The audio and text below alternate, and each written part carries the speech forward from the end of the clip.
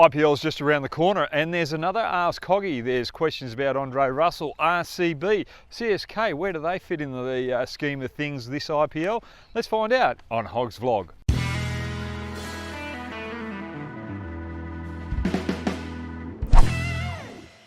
It's time for me just to go for a little bit of a walk and answer a few questions. First question, do you think we'll see Andre Russell promoted up to number 3 this season? This is Sam Cole. Well, only if the two openers have done the job and they've got through the first 12 overs. I don't like Andre Russell going in any earlier than with 8 overs to go. He's the weapon out the final stages of an innings.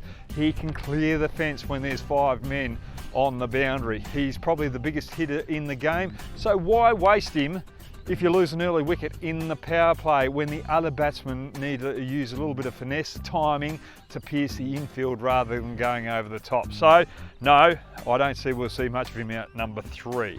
Number 2, question 2, have RCB's death bowling issues really been solved? This is the smoking skull. Well, there's no real difference to their bowling attack from last year, really. They're going to have Sani, Siraj and Umesh Yadav doing the job out the death. The only thing which has changed is the coaching staff. Last year they had coaches on the sidelines while they're bowling out the death, giving instructions, yelling it out to the players that are about to execute their skills. You can't have that. There's just too much pressure on the player as it is.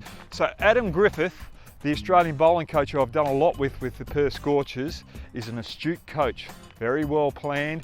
He'll have these 3 bowlers in the best frame of mind this IPL, and they will do the job. They'll have a better year than last year. Right, question 3.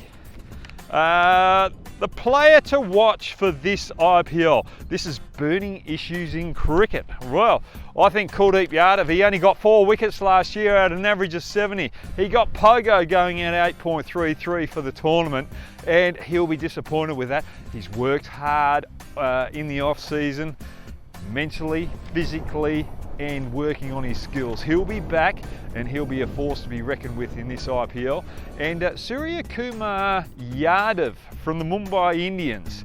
Yes, the Mumbai Indians have got quite a lot of depth, but this particular batsman is going to have a standout year and he's going to be a headache for opposition teams. So watch for those 2 particular players. I could have gone with Virat Kohli, Rohit Sharma, Rishabh Pant, MS Dhoni, all the big names, but hey, it's not all about the big names. Got to have a look at the youngsters that are coming through, or the youngsters that are there too, not so big names. They're going to be the standouts. Number 4, does Kings 11 have a problem of plenty when it comes to overseas players? Ayush Pandey. Well, for me, their overseas player contingent is all match winners, apart from their spinner, what's his name? Rahman, yes, from Afghanistan. Sorry, young man, just had a little bit of a blank there. And Jordan, those 2 have specific roles in this particular team and are quality bowlers. But the other guys there, like your Maxwells, your Gales, your Neeshams, yeah, they just have the odd standout games. They're not very consistent with what you want with an overseas player. Your overseas players, yes, you want to win matches, but you want them to be consistent for the tournament. These their overseas players are just too much up and down, and that's why Kings 11 are going to finish last. Right, number 5, I think it is. 1, 2, 3, 4, 5. I should number these when I write them down, shouldn't I? The strongest IPL team on paper based on conditions and pitches in the UAE. Well, look, very simply, I'm looking at the Mumbai Indians, their list. They've got all bases covered. They've got elegant batsmen out the top that can bat through the innings. They've got the power hitters of Hardik Pandya and Pollard and Krunal Pandya in the middle. And those players are also quality all-rounders that can bowl a few overs as well. And then you look at the bowling lineup. They've got their spin covered, they've got their pace covered, and they've got good depth in their squad. So for me, Mumbai Indians are the standout team on paper, but there's a few teams that can beat them, and that leads me to the next question. Which 4 teams will make it to the IPL playoffs according to you? This is from Bikram Holder. Well, if You look at the teams now, CSK, they've lost 2 quality players. Reiner might get back there, but it might be a little bit too late. So CSK have got their problems with their older brigade, their most experienced campaigners. Does that leave a hole for them? I think it does. They're going to be pushing to get into the number 4 spot. So it's either going to be CSK at number 4, or I think the Delhi Capitals, if they don't have an injury and Rabada plays the whole tournament, they have a big chance of getting in the top 4. But definitely coming in at number 3 is Kolkata Knight Riders. I think they've got a very good balanced team.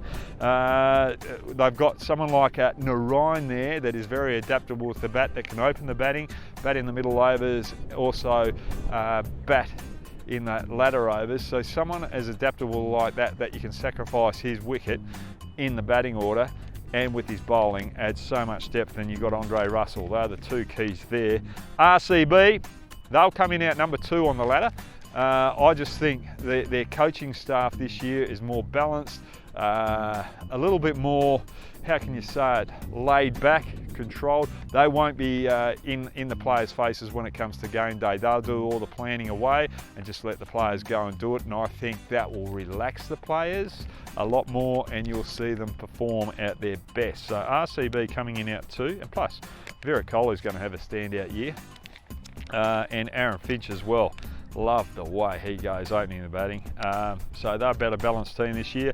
And Mumbai Indians out number 1, I've already explained that. So there you go, MI, RCB, Kolkata Knight Riders, and it's a race for 4th when it comes to the top of the table at the end of the IPL. Now, that's another Ask Hoggy. We're finished here. I hope you're having a good day. I hope you're looking forward to the IPL starting just around the corner. But hey, you go. Do what you have to do, but subscribe here, and that will give you a little notification of when the next video is coming out, and that's when you can just have a little relax from your work and just join me on my analysis of what's happening in the game of cricket right now. See you guys.